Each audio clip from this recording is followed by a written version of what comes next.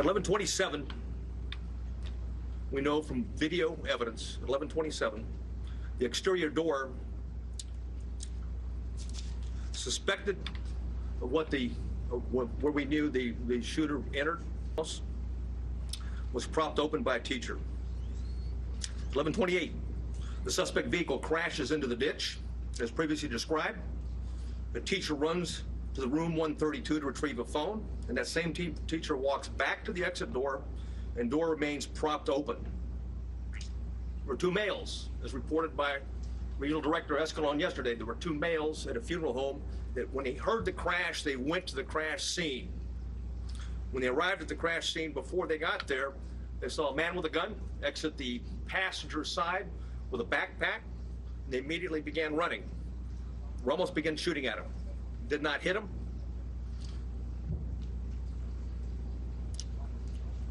One of the males fell when he was running.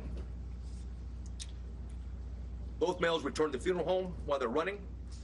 And then again, we see through video, teacher reemerges inside the school in panic and apparently calls 911. 911 call at 11:30. There was a crash, man with a gun. 11:31, the suspect reaches last row of vehicles to the school parking lot. 11:31, the suspect shooting began at the school while patrol vehicles got to the funeral home. I'll point out where it is.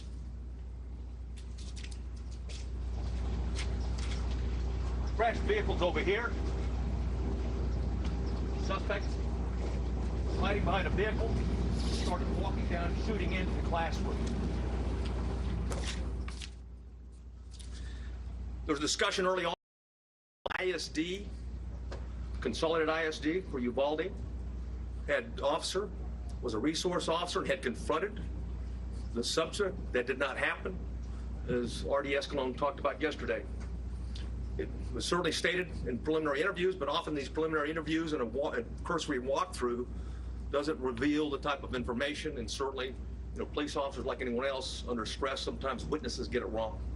But the bottom line is that officer was not on scene, not on campus, but had heard the 911 call with a man with a gun, drove immediately to the area, sped to what he thought was the man with a gun, to the back of the school, what turned out to be a teacher, and not the suspect.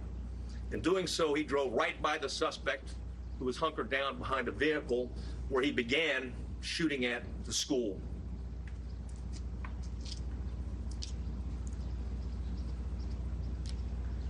At 11:31, the suspect shooting in between the vehicle is when it began, while patrol vehicle gets to the funeral home.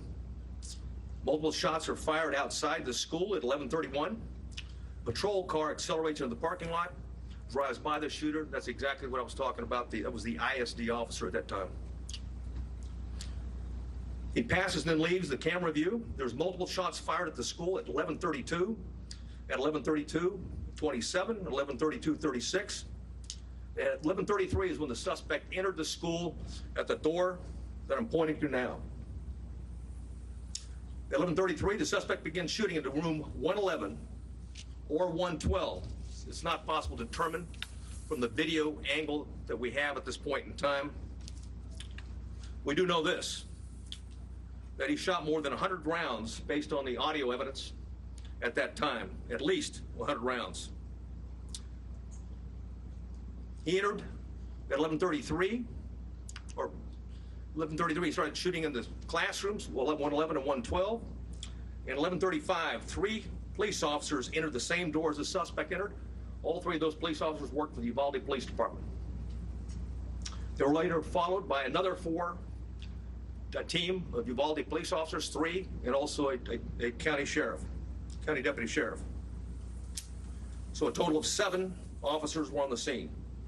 The 3 initial police officers that arrived went directly to the door, and 2 received grazing wounds at that time from the suspect, while the door was closed. At 11:37, there was more gunfire. Another 16 rounds was fired at 11:37. 1 at 11:37 and 16 seconds, 11:38, 11:40, 11:44. At 11:51, a police sergeant and USB agents started to arrive. At 12:03, officers continue to arrive in the hallway, and there were as many as 19 officers at that time in that hallway.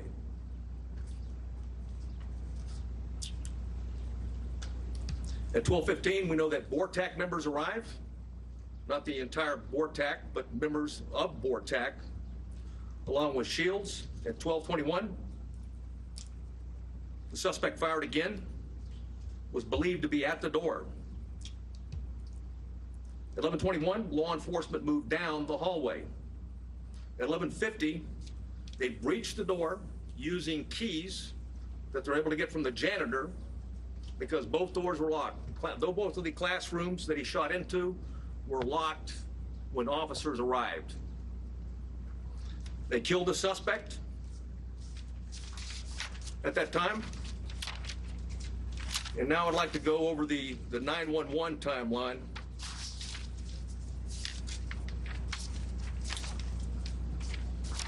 So I warn you, it's not.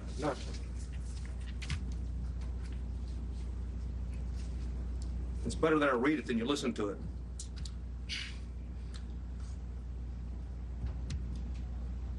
The caller identified, I'll not say her name, but she was in room 112, called 911 at 12:03. The duration of the call was 1 minute and 23 seconds. She identified herself and whispered she's in room 112. At 12:10, she called back in room 12, advised there were multiple dead. 12:13, again she called on the phone. Again at 12:16, she called back and said there was 8 to 9 students alive. At 12:19, the 911 call was made, and another person in room 111 called. I will not say her name. She hung up when another student told her to hang up. At 12:21, you could hear over the 911 call that 3 shots were fired. At 12:36, 911 call, it lasted for 21 seconds. The initial caller called back, student, child, called back, was told to stay on the line and be very quiet. She told 911 that he shot the door. At approximately 12:43 and 12:47, she asked 911 to please send the police now.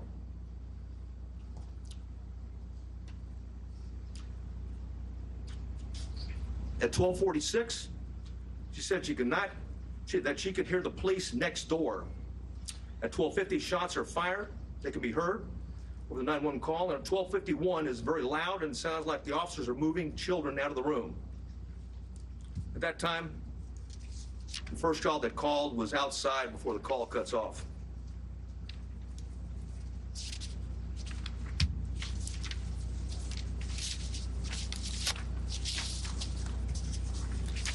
Additional information that we have is that there are 58 total magazines at the school related to the crime scene. 11 of those magazines were inside the school. 3 were on the suspect's body. 2 in room 112, 6 inside room 111. 5 were on the ground, 1 was in the rifle. There were 32 magazines outside the school, but on school property. 1 just outside the school building and 31 in the suspect's backpack that he did not take into the classrooms with him. There was 15 magazines at the crash site.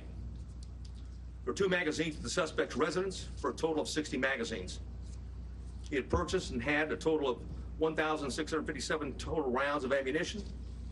315 of those rounds were inside the school. 142 of those were spent cartridges. 173 were live rounds. 922 were outside of the school, but on school property. 22 of those were spent cartridges. 900 were live rounds. 422 were at the crash site. 22 were spent cartridges. 420 of those were live rounds. There's 35 spent law enforcement cartridges total in the school. 8 of those were in the hallway. 27 were inside the classroom. 111 where the suspect was killed.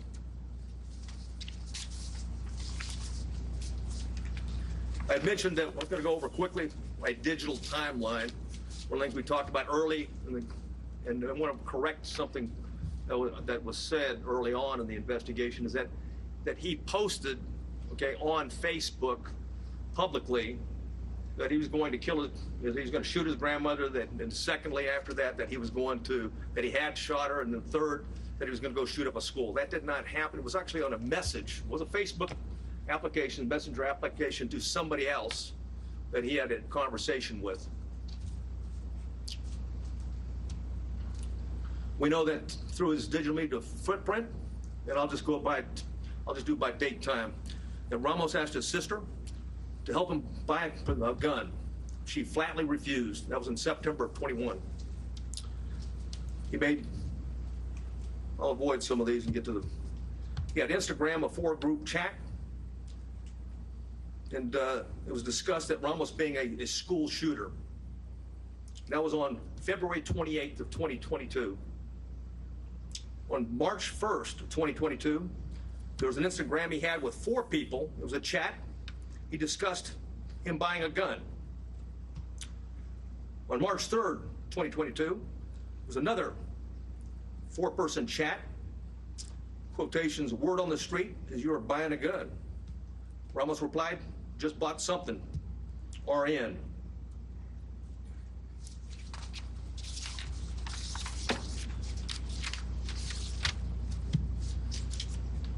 On March 14th, and there was an Instagram posting by the subject, in quotations, 10 more days.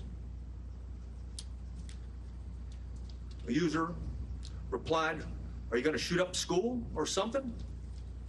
The subject replied, no, and stop asking dumb questions and you'll see.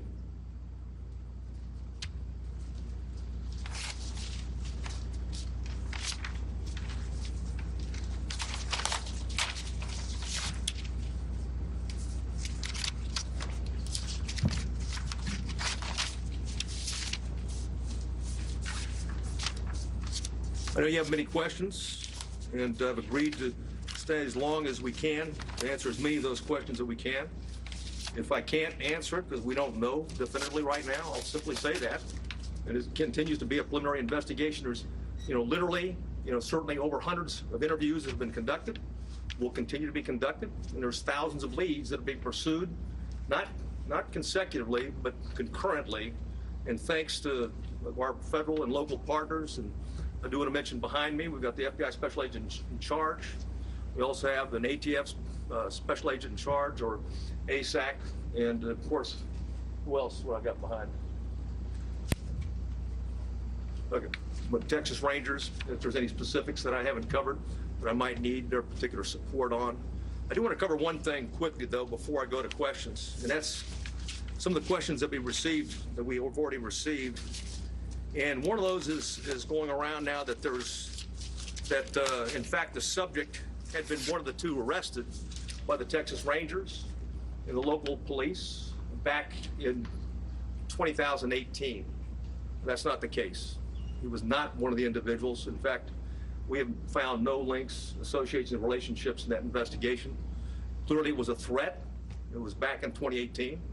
The 2 juveniles were charged with attempted or conspiracy to commit capital murder. There's no question that we thought, and we had evidence, and certainly the district attorney agreed, that these juveniles, one 13, one 14 years old, was a threat to Uvalde. And there was a discussion at that time, even the senior year of the one that was 14 years old, which would make it 2022. However, that was not the subject.